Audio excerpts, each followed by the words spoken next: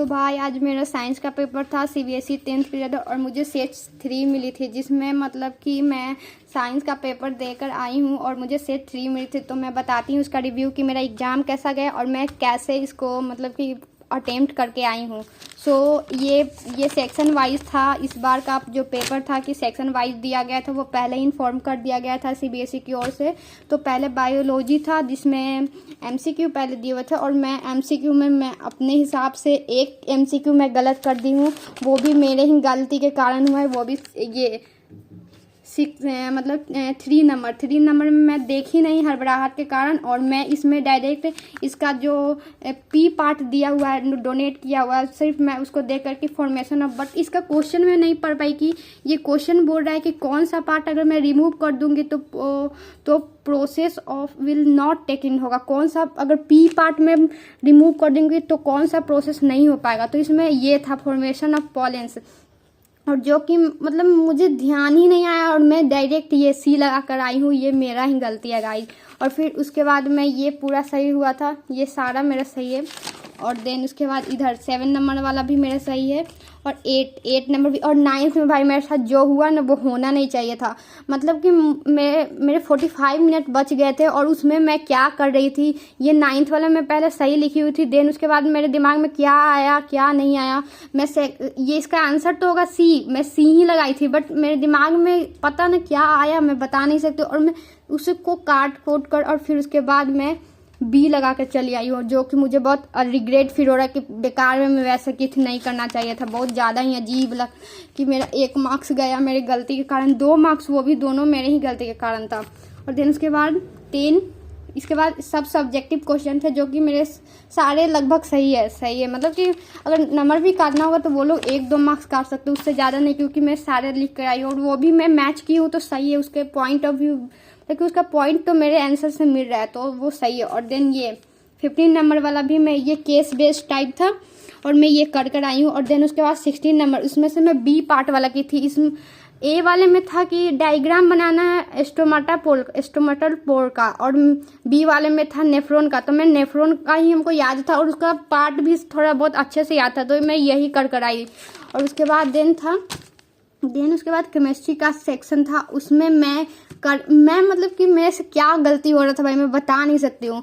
और क्योंकि मैं हाइड्रोक्लोरिक एसिड देख भी सकती हूँ कि मैं यहाँ टिक लगाई हुई कि मैं यही लिखूंगी, बट मेरे दिमाग में क्या आया, और बार बार पढ़ के कि एक्सेस ऑफ एडिशन पूछ रहा है, तो मैं सिलेक्ट लाइन लगा कर, और वो भी मेरा गलती, इतना बड़ा गलती। मतलब कि अब पता है इसमें लिखा हुआ साफ साफ कि ब्लू लिटमस, फिर उसको रिवर्स कर रहा है, फिर भी मैं सिलेक्ट लाइन लगा कर आई हूँ। मुझे बहुत अजीब लग रहा है कि मैं क्या कर आई हूँ अपने पेपर में। और देन ये 18 नंबर भी सही था, और ये 19 भी सही था। एमसीक्यू सारे अब सही थे इसमें के। और देन उसके बाद जो सब्जेक्टिव क्वेश्चन केमिस्ट्री के थे, उसमें 25 नंबर वाला का ए वाला तो मेरा सही हो गया था, बट बी वाला में मतलब कि मैं क्या भर के आके इसका रिएक्शन मुझे खुद नहीं पता है, और पता है कि ये गलत ही है, बी वाला सही नहीं है। और देन उसके बाद 23 का 2 था, ए और बी ऑप्शन था, तो मैं ए वाला नहीं बनाई थी, मैं बी वाला बनाई थी। और बी वाला का जो फर्स्ट वाला पार्ट है, इसमें का रिएक्शन मैं नहीं लिख दी थी, बट गलत है एक रिएक्शन इसका, और नीचे वाला पार्ट का सही है।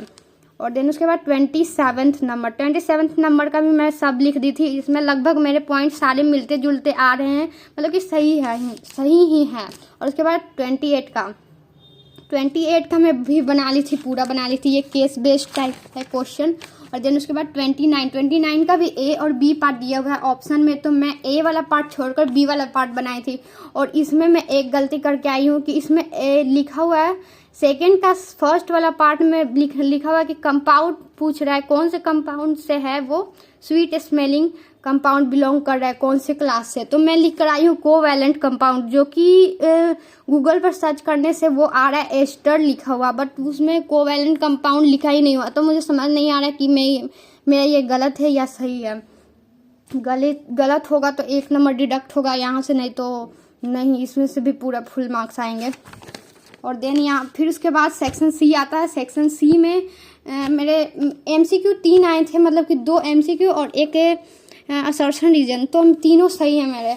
और ये 33 वाला, इसमें 2 ऑप्शन थे, ए और बी, तो मैं बी की थी क्योंकि ए वाले में कुछ न्यूमेरिकल्स था तो हम उस रिस्क नहीं लेना चाहते थे कि क्या पता उसका नंबर मेरा गलत उलट हो गया कैलकुलेशन, तो मैं नहीं रिस्क ली। और बी वाला में कुछ ऐसे ही लिखना था इलेक्ट्रोमैग्नेट किस चीज़ से बनता है ये सब, तो मैं ये लिख कर आ गई थी इसमें ही।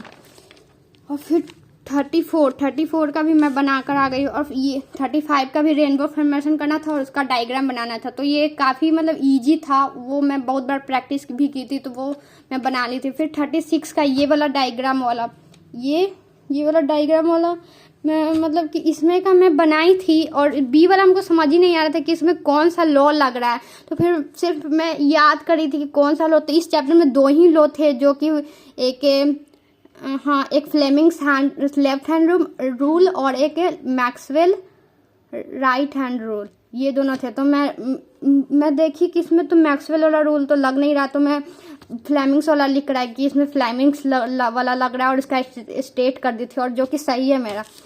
और देन उसके बाद 37 ये लाइट चैप्टर से आया था, ये भी मेरा सही है इसका। और उसके बाद 38 का जो केस बेस्ड क्वेश्चन था ये भी मेरा सही है। बस सेक्शन ए में मैं लिख कर आई हूँ रियल इन्वर्टेड, और मैं गूगल पर सर्च की थी तो उसमें मैग्नीफाइड भी लिखा हुआ था, तो इसमें अगर काटने होंगे तो हाफ मार्क्स कटेंगे, लेकिन वैसे मेरा सही है इसमें का भी। और ये 39 में भी 2 पार्ट थे, एक ये और एक बी, तो मैं बी नहीं बनाकर ए बनाई थी क्योंकि ए वाले कैलकुलेशन मतलब काफ़ी इजी थे। जैसे इसमें सिर्फ पूछ रहा था इक्विवेलेंट रजिस्टर बताओ, और इसमें करेंट, तीनों रजिस्टर का अलग अलग करेंट, तो ये काफ़ी इजी था। और इसका जो नंबर भी था 2, 4, 6 ऐसे, तो इजी वाला मैं बनाकर, मुझे जो इजी लगा वही मैं बना कर आ गई।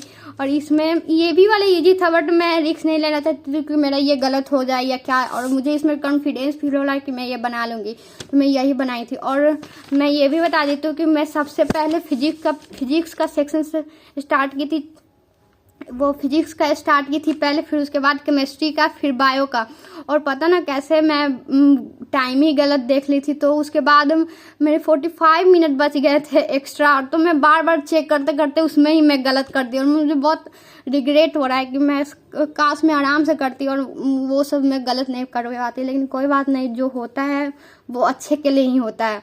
और देन अब नेक्स्ट एग्ज़ाम है मेरा, तो हिंदी का है। कुछ लोगों को IT ये लोग के होगा, तो वो लोग अपना लगे रहो भाई एग्ज़ाम की तैयारी में। सो आगे अगर कुछ भी जानना है कि आगे के सेट कैसे गए हैं तो प्लीज़ सब्सक्राइब कर लो, और फिर पता चल जाएगा कि मेरा कैसा एग्ज़ाम गया है। सो बाय एवरीवन।